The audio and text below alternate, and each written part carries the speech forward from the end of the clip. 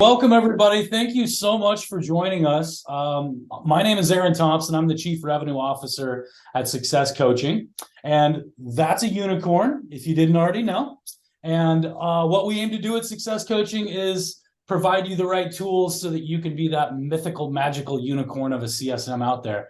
Today, I am lucky enough to be joined by Jordan Wyner. Jordan has taken some of our success plan concepts and actually rolled them out and is nice enough to join us and walk us through success coaching in the wild and how she's actually rolled this out. So Jordan, would you like to introduce yourself to the group? Sure. Hello, everyone. Jordan Wyner, VP of Customer Success at Denim Social. And I had the honor of sitting in on a session that Aaron led literally years ago now, started to put this into practice myself, and now I've got something to show for it. So happy to do a little show and tell. Awesome. Yeah. Thank you so much for being willing.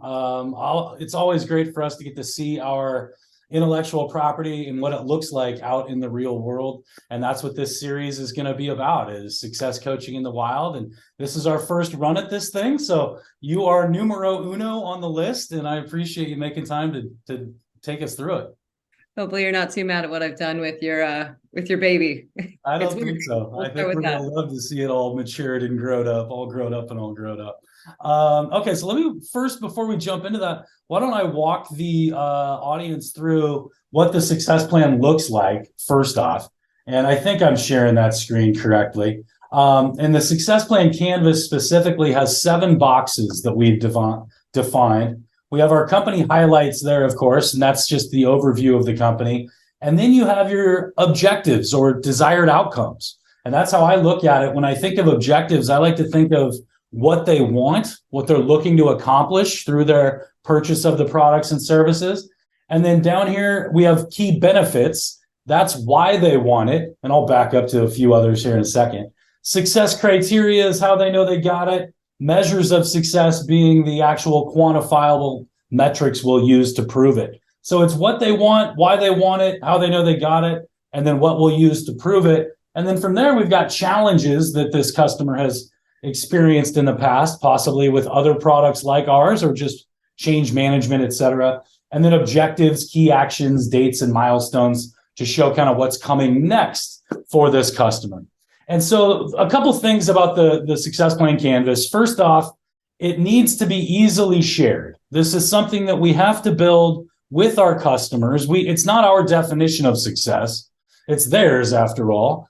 And so we have to come up with a format that makes it easily shared and even built with the customer in a collaborative kind of environment. We like it to be one page at Success Coaching, and I know that you've kind of taken that a little bit, right?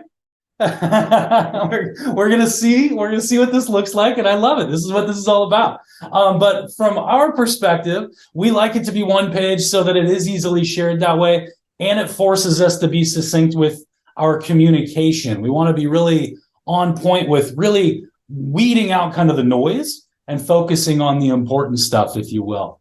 I've got case studies that I'll be sharing with the posts of these videos, and instruction manuals, and even a free version of ours that people can take and change. But that's kind of the overview and how we look at it. We want to create good alignment with our customers, really focusing on those desired outcomes that they're looking to achieve, and then being able to look back and say, look at what we've done this year together. So as we approach renewal time, it's not that Herculean effort to save the account and save the renewal. It's obvious what we've been doing every step of the way through the contract. And so that's kind of our take on it. But Jordan, with that, I'd love to turn it over to you, because I know that we don't have it as one page necessarily. And I'd love to talk through that and maybe start with what you had done at Bonfire. So having rolled this out at 2 different organizations, this is an amazing opportunity for me and our collective audience to see what you've done. So thank you. I'll turn it over to you. Yeah, sounds great. So I will put a disclaimer out there that at both organizations that I've been using success plans, we started with the one-page version. We tried to go by the book, and we are just not good enough at being concise. So both times I actually broke it out into two different slides. But I'll start with the Bonfire version first. So at Bonfire and Denim Social, in the best case scenario, especially for some of our top tier customers, the biggest prospects that the sales team is trying to get across the finish line, sometimes this will actually show up at the bottom of the funnel. So the same time that they might be meeting their CSM for the first time, we actually equip our AEs with a light version of the success plan that they can start to tease out with the customer, focused on everything from objectives to challenges that may pop up. And it makes for a really fantastic handoff. And then we get to build on it as a CS team. So let's talk about that, because I have that often that question comes up with our students of how can I introduce this to the sales team? How can I get them to let me in the deal room? How, because right, sales doesn't want to mess up any deals. They're trying to push them through, and that's their job. That's what, it's all good. How did you do that? How did you get the deal room opened up and even get their minds open up to possibly doing some of that success planning motion or function? Sure. Well, the first thing we did was make it simple. So if you think about the CS version being 1 to 2 slides, making it even more simple and making the topics that are covered during that something that are really approachable for a salesperson to be talking about. The other thing we did was encourage the sales team to bring us to actually execute on it the first couple times. Once you get used to using a success plan, it becomes really second nature to use the boxes. There's a little choreography. It can feel a little awkward and a little overwhelming when you're teaching someone how to use it. But once they've done it a few times, it's really second nature. So I think there was a comfort level in getting to come in and model it. Then there was trust on both sides that they could actually do a success plan without us being in the room. So that's worked out really nicely and made it more be able to expand outside of when a CSM or I am actually able to join a sales call. And were you able to paint the kind of what's in it for me picture for the sales team? Because that's always the question, is like, why should I use this thing? I've been selling a certain way for 20 years and I've been making my quota. I don't want to muddy up the waters. How do you, like, what's in it for them? How did you show them why they would want to do this? We've never heard that before. I think exactly that. I think there's a little bit of magic that happens when a non-salesperson gets to join a sales call. So that being a positive experience creates a little bit of a what's in it for me. I mean, a great AE is a great relationship builder, so we should just be complimenting that. But I think when you ride that magic and also bring in tools that make it easier for them to do their job and explain the what's in it for me by saying, hey, we're going to give you something to talk about that feels like it's all about the customer and like you're giving back and you're adding value, as opposed to, hey, here's a handoff brief that we need you to fill out so that we don't mess up the kickoff call. It's a very different concept that you're approaching a salesperson with than, hey, we need you to do this. I see. Yeah. So really showing them this is going to make your life easier once you understand how to use this, et cetera. Exactly. More like a new tool in your toolbox than hey, it's a gate you have to pass through. Perfect. Yeah. And we've seen that a lot, actually. Some of the complaints that we see with the success planning in general is that it becomes a checkbox for the sales team in order to get their commission, right? We've seen organizations, sure, you don't get your commission until you fill out the success plan. And so they just completely, like copy paste. Throw something over the wall. Right. Yeah, exactly. Just so I can get my commission check. The nice part about the way that even if you do get box checking on the sales side, using the success plan is a critical kickoff moment, like the groundwork laying of a new relationship with a customer. If you use that, we call it our North Star. So we use the success plan as the North Star for where we're going on this journey with this customer. We're going to check back in, whether it's an EBR, say you don't EBR quarterly. Most folks don't do that anyway, but say you only EBR once or twice a year. That shouldn't be the only time we see a success plan. So we try to bring it back up every couple months, see if our North Star has changed at all. Say there's a big leadership change, a big directional change, an economic change in the industry that our customers are in. That's a trigger to get the success plan back out and to see if we want to make any adjustments about what's most important. And the other time that it is so helpful to us is when we work in a SaaS space. Product issues are an inevitability. And when it comes to a customer that is experiencing pain with the product, having that success plan to orient back to has been a lifesaver for the relationship and sometimes for an entire contract, because we're able to say, you said these are the most important things. How much are they affected? Okay, great. Let's prioritize from there. Interesting. So it's actually helped with like bug triage and support work as well, huh? Yeah, massively so. Because when you get into the weeds of all of these things are not working, that can be daunting. And even the most experienced of CSMs, you're putting on your empathy hat, you're putting on your problem solving hat. Yeah, you're trying to meet the customer where they are. You've only got so much control over product and engineering. You're doing a please, can this be fixed soon? But when it comes to actually navigating that really tricky moment with a customer, when it's really about them and it's about their business and the reason they bought your product in the first place, it makes it a lot easier to either lessen the impact of some of the ticky-tacky stuff, but also makes them feel heard because you're prioritizing based on their business and their needs and not just, okay, we're going to knock out the list one thing at a time. Yeah. And I've never even thought about that in terms of an advantage of having this. But when you've got those objectives there, we can tie back which ones are actually affecting your ability to achieve the business milestones and outcomes that you're looking to achieve, and which ones maybe can we look at phase 2 to fix to manage some of that hierarchy. Amazing. Okay, so without further ado, let's take a look at what you did there at Bonfire. I'm so curious. Fantastic. And I am working on the screen share. There we go. Actually, if you're game, I'm going to jump forward. I think this might be more interesting. I'm going to show you the 2 versions of the denim one. So like I said, at both Bonfire and denim, we tried to start with one. We really did. So I'm going to show you what V1 looked like and then why we chose to expand it to 2, just because it's sort of 2 different takes. But let's start with the one page one. So just like Aaron was describing, we do a little bit of orienting about the customer and the business over here on the left.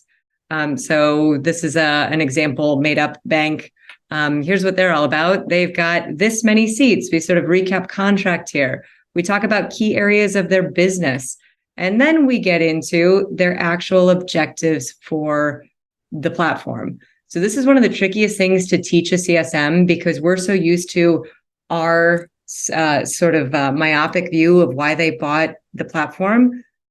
Making that a separate section, what's going on with your business, is an even better place to start because there will be things that come out of that will give you sort of active listening cues that you never would have gotten to if you just focused on the objectives for your particular product. And then on objectives, sort of the obvious, what are you going to reorient back to? Measuring success. This is another area where the more purposeful we are here, the better we can use this down the road. Challenges, just like it sounds. So for example, one that we put on every single success plan is limited time and resources. It's a universal truth in every customer and every product everywhere. What? And then next steps. Time to do everything they're looking to do? Really? What? I know, crazy. All right. So the reason we broke ours into 2 is because we were getting so much great information once we started to ask the right questions at this priorities for the business level. And to try to squeeze it into that little bitty text box, it was just getting clunky. We were getting like 7-point fonts. It was not as useful. So we decided to just make it a little more aesthetically pleasing. We could have gotten down to Aaron's all-on-one, but our designers were angry. So we succumbed to a 2-slide format. So this is the same information, just organized differently. And this, I found, actually breaking it apart this way helped my CSMs even better separate. I am talking about priorities for the business here. I'm talking about your organization. There's their logo. Here's contractually where we are. There's some other things on this list, like integrations that we have. So it's a gut check. If sales didn't remember to ask, what's your XYZ provider? We're going to ask it here because it's going to be important later. And then we're going to switch gears into the actual success plan itself. We purposefully stay out of presenter mode. I just went into presenter mode, so ignore that. We stay out of presenter mode when we're doing these slides because just like you were saying, Aaron, this is collaborative. This is us going back and forth. We're editing in real time, everything from objectives to challenges to measures of success. And every time we pull up this success plan in the future, we do the same thing. We go out of screen share. We're actually editing on the fly. That's awesome. This is our 2-slide version. That's almost the same as the 1-slide version. And the AEs are the first ones introducing this to the customer, this whole concept. And then sometimes, not all the time. So walk me through kind of that. Do they do the same thing where they're building it collaboratively with the prospect? Pre-sale here, ideally, is actually what where we're kind of looking at end of the deal cycle, right? But right. technically pre-sale. And then it just transitions into implementation and onboarding, and then eventually the CSM for the longevity, right? Yeah, you got it. So again, we do a lighter version. I don't have it handy, but imagine this slide, but without challenges. So maybe like a triptych, like a three-parter, where what are your objectives? How are you going to measure success? And then what are your next steps? Next steps might not be admin training. They might be meet your CSM or arrange a kickoff call or contract signature by X date to lock in your pricing, whatever it might be. So it's a little more oriented toward the sales process, but that objectives and measuring success, that should translate right on into the actual kickoff itself. We may elaborate, we may go deeper, but usually they're pretty close. And we're just getting to build on what the sales team has started. Now, again, we've only used this for our tier 1 customers. Tier 2s, 3s, we tend to still be the first ones doing it with a customer, which is A-okay. But those tier 1s tend to have a longer sales cycle, deeper relationships. So it makes sense that at least for now, we're starting there on the AEs, dabbling in success plans. So what I think of tier 1 as like enterprise, and then tier 2 is SMB. Yeah, fair translation. Okay. Yeah. Excellent. And so you've got, but across all tiers, and it sounds like you have 3 at Denim Social, you've got 3 tiers of customer. You've got a success plan in some way, shape, or form for every single customer. Is that correct? Even for the customers, we do not do executive business reviews. They have a success plan. It's sort of the one universal. Do we feel confident that a customer has a great chance to succeed with our product? I can give you a yes, no on that question based on whether or not we've done a success plan with them. Because it's the best gut check on does the reason that they bought align with the value proposition we can give? And when we do that exercise, every once in a while, we uncover there's a gap here, or they're not engaged, or they're engaged, but they could be doing so much more. So when we've actually done a success plan, it gives me the most confidence in our long-term relationship. And so for the tier 2 and tier 3, is it a pooled set of resources, or do they have a dedicated CSM? Maybe it's just more of like a tech touch approach. The CSM probably has more accounts than the tier 1 CSMs. Help me understand kind of how the org lines up with your volume of customers and logos. Exactly right. So we've got, we service our tier 2s and tier 3s differently. And we've got sort of dedicated bands of CSM for the same reason. So tier 1s typically get 2 EBRs a year. Tier 2s get 1 EBR a year. Tier 3s, and we even have a sort of self-serve offering, do not typically get EBRs unless we're doing so for a strategic relationship reason. You know, maybe they're what we call a sleeping giant. It's a small customer that could be a giant customer, that sort of thing. But we do for the tier 2s and tier 3s, the folks that might just have a success plan, it is more of a tech touch model. So we have our CSMs queued to try to nurture and keep those relationship goings. We just started dabbling with sending video to have less booked time with those customers, but a more human relationship. But again, success plan as that sort of North Star, that anchor for what it is the customer is trying to do with our product. Yeah, I love that. And we use the analogy of the road trip, if you remember that from the years and years ago that you took the class. Sure. Right. And the product is the car, the driver is the customer, we're the navigator, and the success plan canvas being your roadmap on that road trip. Really right in line with your North Star concept of, look, this is where it's all happening. Everything that we need to know is right here. That's incredible. So there's the 2-page version. Can you go back to the first page? Because this is page 2 we're looking at here, right? Sure is. Let's go back to the first page. Okay, so this was more of the overview, seat counts, et cetera. And then when you get into page 2 is where you've got the outcomes and objectives, et cetera. And so those objectives, let's kind of walk through.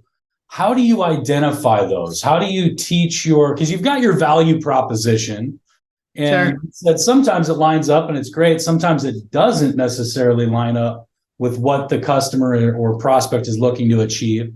How do you help them either develop the outcomes or objectives, figure out which one of the value props that we can solve. Here's the pains that we can solve. What are you here to solve, kind of thing? Walk me through how you do that. How do you train your CSMs to do that? I get that a lot as well, as that's a really difficult thing for even salespeople, much less CSMs to do.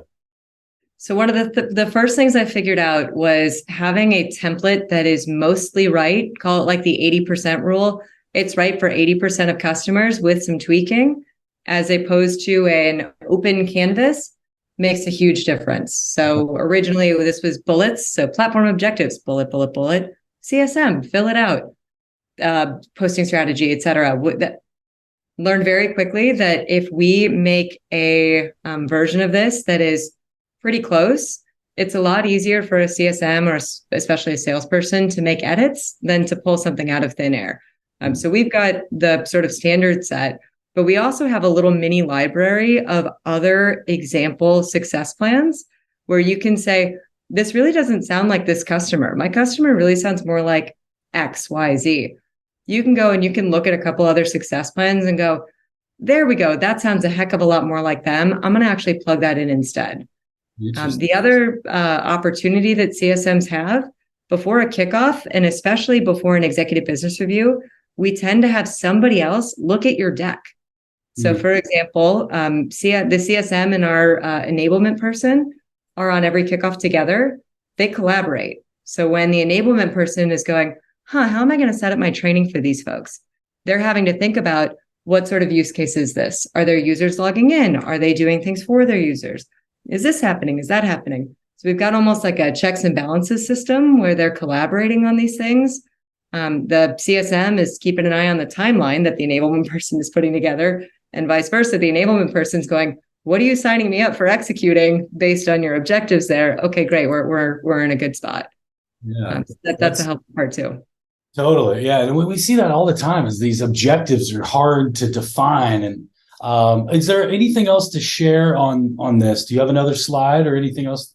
Was there? That's it. This is, I could just give the fact that this is in the things that come around this. I'll just maybe orient you a bit to when this happens. This might not be the prettiest deck. I was pulling out an example one, but typical things like some sort of hello relationship building opportunity. But then this is the very first thing we get into, both on an executive business review and on a kickoff. And from here, we might go into things like timelines, launch plans, all sorts of other things. But the success plan is the anchor of the conversation and the anchor of the roadmap of where we're actually headed. And it's not only kickoff, it's then business reviews. Do you also update it and edit it in between business reviews? Let's say I'm only going to do a EBR a couple times a year. How does that work in order to keep it kind of living, breathing? That's the other thing, right? Living, breathing documents that are always being updated. Sure. So I don't know that we're nailing it on this one yet. I think for us, it's more of a milestone oriented, give it a refresh, as opposed to a consistently updated document. We do not share a live version of it. It's not like a Google Doc, for example, with customer. And that's more because of the nature of our business. Our customers are financial services folks.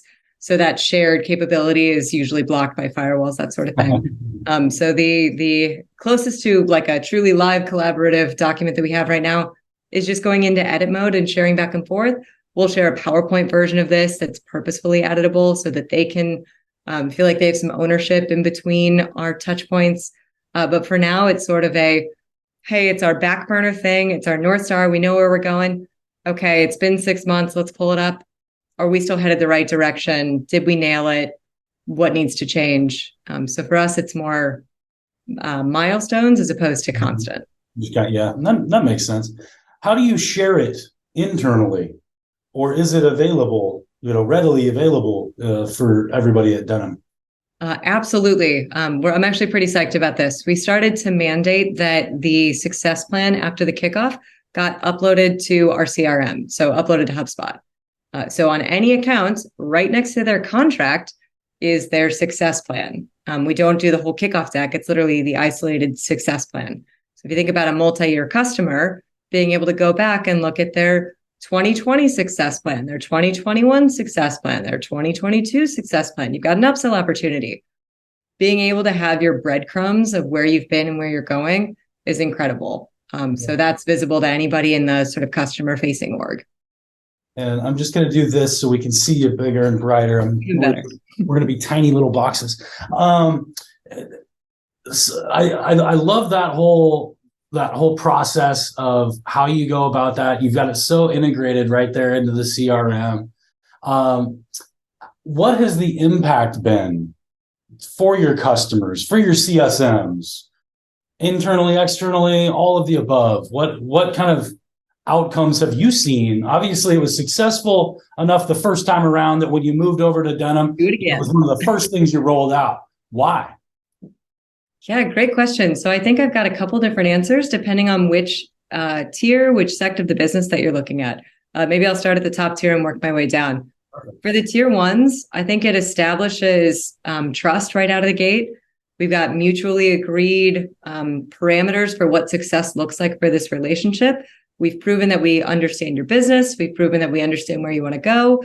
We've even been so proactive as to call out challenges. Like that can be an uncomfortable exercise. Like, how are we not going to succeed? How are we not going to win? It takes some tact to be able to do that in a way that feels really pleasant and productive at the end of the day, but also really honest. And it feels like you're truly building a relationship and something together. So success plan as a foundational building block for the tier ones, amazing. Not that it's not that for all of the different customers we use it for. For tier twos and tier threes, I think with those folks, our CSMs who have to be a little bit more tech touch oriented, they don't have the luxury of weeklies or biweeklies or maybe even monthlies with those customers. A success plan is like a cheat sheet for them. So remembering, who is this customer? What do they care about? What are we working toward? It's like the best little gut check document of, okay, who are you? What do you care about? I'm oriented. I'm ready to hop into that call. So, you got a couple cheat sheets about their kids just went back to school. Their business is about blank. Here we go. The instant rapport and the instant ability to be that trusted advisor that they want you to be is priceless. And then the third one is just the ability to orient back to that when something goes wrong. That has been a lifesaver for us on so many occasions. So I will continue to sing the praises of a success plan in that use case forever and continue to use them long term. Yeah, amazing insights, and so valuable for me as I'm out teaching this and have been for years now. We've taught the success plan canvas to over 10,000 people worldwide, and we just so rarely get to see the completed product out in the wild. So before we kind of wrap it up here, Jordan, any suggestions that you'd give the group? If I'm a player coach, like what would you have told yourself years ago that you wish you knew and now you know, and you know what I'm saying? Like what would that piece of advice be in terms of this or anything as you embark upon success planning? Well, first, Aaron won't yell at you if you make it 2 slides instead of 1. That's okay. But no, I think we kind of already touched on it, but the idea of making a gorgeous one that hits all of the elements you would hope to see in the CSM version, and having that be the one that everybody starts with, as opposed to a big blue sky, that was a learning that sort of changed the quality of these. And the other is just to don't assume that just because somebody's been using one for a while, that they are using it to the fullest, because call coaching is one of those things that is really well done on the sales side, but sometimes I think we forget the value on the CS side. And being able to pop in and either join a call live or watch a recording or whatever it might be, and note that, hey, they're really kind of skipping over the priorities or the business priority section and they're jumping right to objectives. We're leaving relationship building context and opportunity on the table, or we're kind of phoning it in on measurements, like what measurement looks like to you. I bet if we got tighter there, it would help us a heck of a lot when it comes to renewal season. So know that this is a living, breathing thing for the CSMs too. And just like you might get into autopilot and they might become really easy, you might get into autopilot and need a little reminder about, hey, we could be using it a little differently, or spend more time here, less time there, that kind of thing. Living, breathing thing. Yeah, so real line to walk between boilerplated, consistent value props to pick from and having something to kind of choose from, as opposed to the blue skies, you said, or kind of a blank canvas, and yet still introducing personalized, time sensitive, on point information for that particular customer. That's the trick, isn't it? Exactly right. Yeah, amazing. Well, thank you so much. You're the best. I love the opportunity to just get to talk about any of this stuff, but to actually get to see it in the real world. If anybody needs to connect with you, it's Jordan Wyner there on LinkedIn. I'll put some stuff in the posts as well. I assume that you'd be okay with people reaching out with questions. Oh yeah. This CS community is so good about giving back and sharing, and I've had so many great mentors. If I get the opportunity to answer any questions, I'll be thrilled. So happy to help. Amazing. All right. So I'll put my information, I'll put your information on the post. People can reach out to us with any questions. Thanks again for being #1 of success coaching in the wild. I love it. And until I get to see you again, Jordan, take care, be well, and be a unicorn.